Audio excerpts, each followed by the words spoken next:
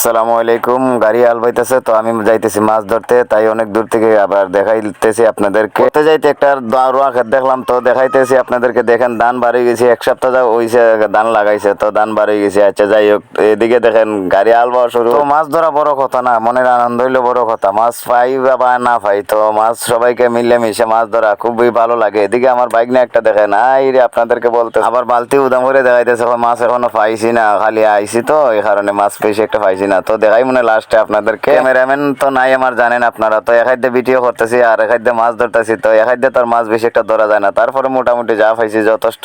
এদিকে দেখেন মহিলা পুরুষ মিলে অনেক মানুষ আছি আমরা মাছ ধরতে। তো মাছ ধরা আসলে একটা আনন্দের বিষয়, আর দেশি মাছ তো খাইতে খুব ভালো লাগে। তাই তো জমিনে পানি কম থাকার কারণে কি আল বাইতেছে আর আমরা মাছ ধরতেছি সবাই মিলে মিশা। এদিকে দেখেন আমি একটা মাছ পাইছি, এদিকে কি হয় ছোট বড় মিলে আমরা অনেক মানুষ আছি। তো মাছ ধরা বড় বিষয় না, আনন্দটা হইলো বড় বিষয়। তো আমি আপনাদেরকে সবকিছু দেখানোর পরে আপনারা বুঝতে পারবেন। তো মাছ ধরা শেষের পরে আইলাম বাড়িতে, ওই যে দেখেন আমি কতগুলো মাছ পাইছি। তো আমি আপনাদেরকে পানি দিয়ে দইয়া তারপর আমি দেখানোর চেষ্টা করব কতগুলো মাছ পাইছি। এই যে দেখছেন কতগুলো মাছ। এখাদ্যে ভিডিও করে আর এখাদ্যে মাছ ধরে বেশি একটা ধরতে পারছি না, তো যা ধরছি যথেষ্ট।